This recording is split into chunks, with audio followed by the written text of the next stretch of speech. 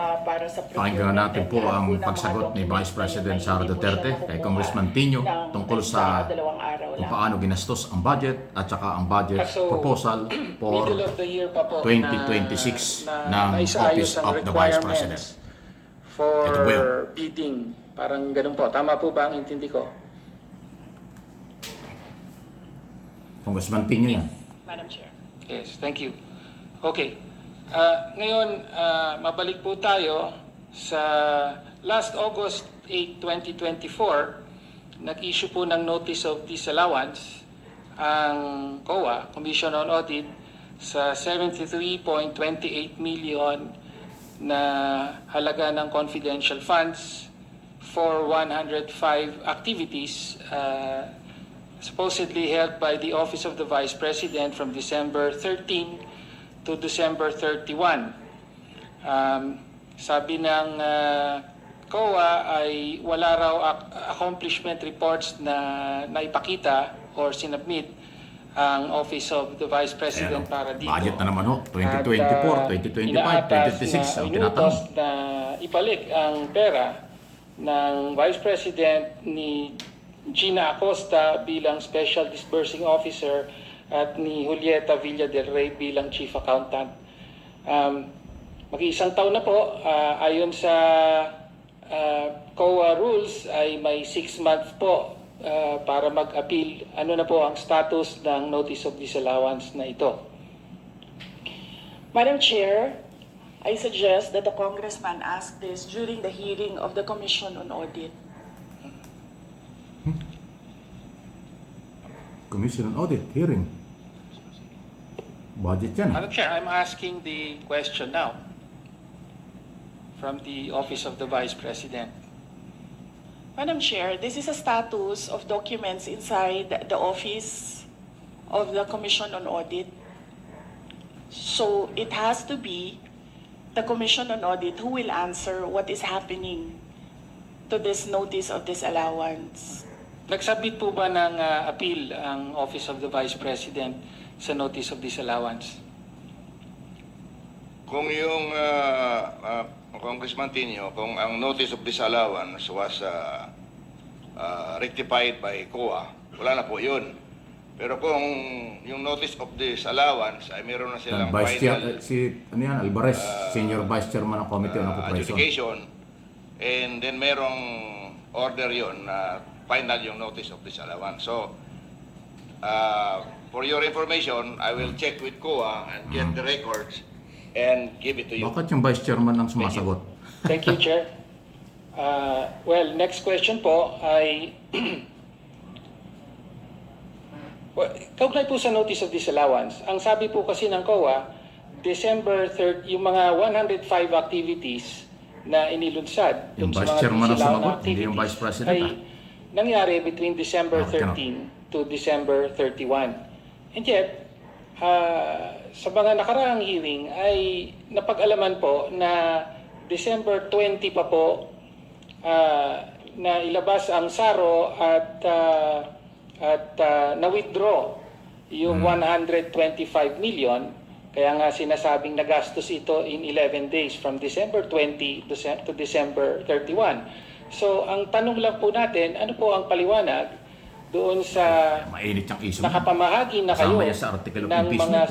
sinasabing reward money noong December 13 pa lamang samantalang hindi pa po lumalabas ang pera ng confidential funds. Pwede po bang may paliwanag yon?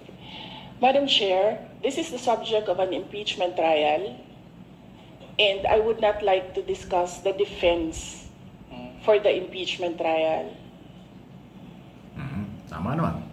Nasa article of impeachment. Madam Representative Chair, Nino, wala please naman pong- proceed with the next question. Madam Chair, I would just like to note na wala pong impeachment trial sa kasalukuyan.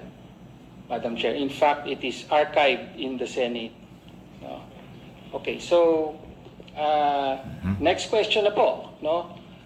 Lumabas din po sa nakaraang mga hearing sa House na nag-submit po ang Office of the Vice President ng 2,670 accomplishment reports At kasama po, para po sa liquidation ng 500 million pesos worth of confidential funds under the Office of the Vice President. At ayon sa investigasyon ay 1,322 out of 1,992 names in the OVP ARs submitted to the PSA have no birth records. So kasama po dito yung mga pangalang Mary Grace Piatos, Fernando Tempura, Nasa impeachment yan. meron pang Shell Jokno. Kindly wind up your Opo. question.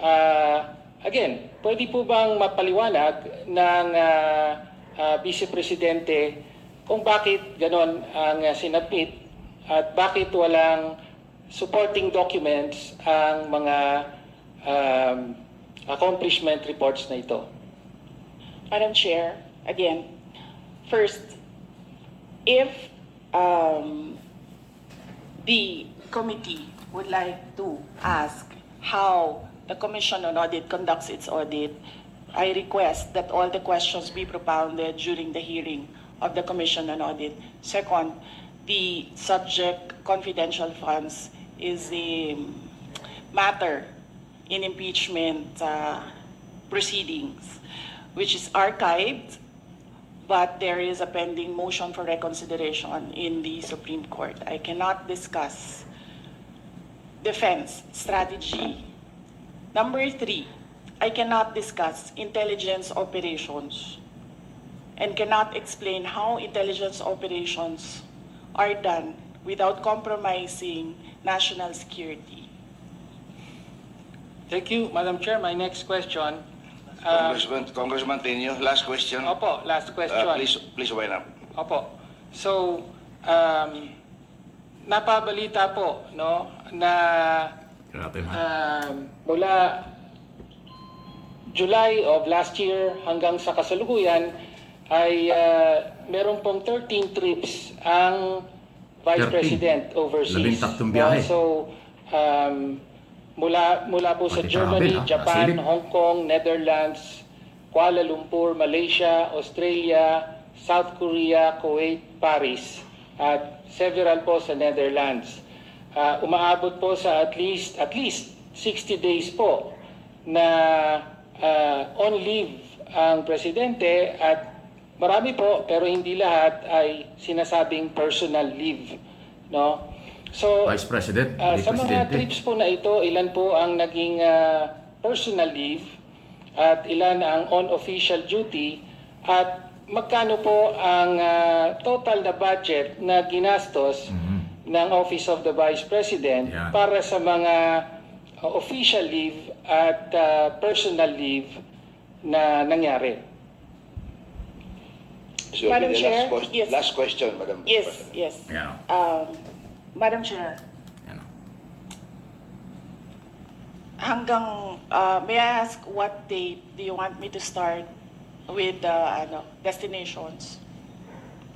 July 2024.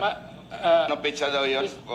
Mr. Chair, from July 2024, a personal trip to Germany, Okay. then January 2025, July 24, we'll start? personal trip to Japan, and so on. Yes. We'll start with July 2024. So, number 1, under the Civil Service Commission rules, there is no allotted leave for the President and Vice President. We cannot both file a leave. So the only thing that I need when I travel overseas is a travel authority from the Office of the President. All my travels were issued travel authority by the Office of the Vice President. Pinayagan pala ng And this Pangulo. implies that all these trips were approved by the Office of the Vice President. So,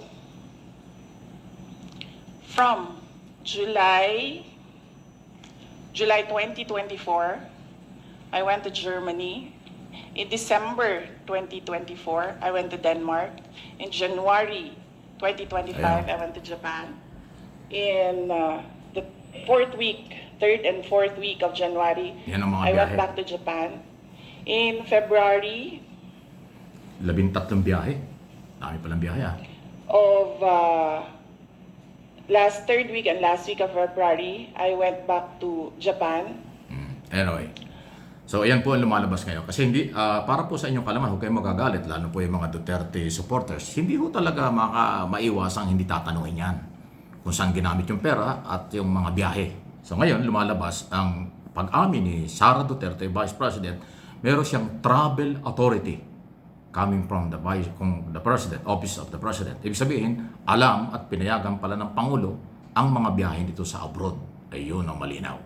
At yung ibang mga isyong tinatanong tungkol kay Piatos at iba pa, ang sagot ng Vice President ay nasa sa impeachment, ebidensya sa impeachment na hindi pa tapos, so hindi daw niya pwedeng sagutin. Ayun. So, talaga pong ganyan.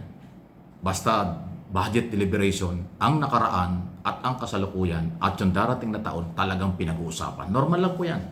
Kaya lang kung mapapansin natin, parang may mga congressman na sumisingit na parang kinokontrol yung nagtatanong. Parang gano'n ang aking opinion at tingin, lalo na yung Vice Chairman na si Alvarez, parang kinokontrol niya. At siya pa nga yung sumagot doon sa tanong Dapat ang chairman ng committee, hindi siyang sasagot sa tanong ng congressman. Dapat ang resource person, katulad ng Vice Presidente, dapat ang sumagot sa lahat ng tanong. So, kakaiba lang Yan ang aking observation dyan. Ano yung masasabi?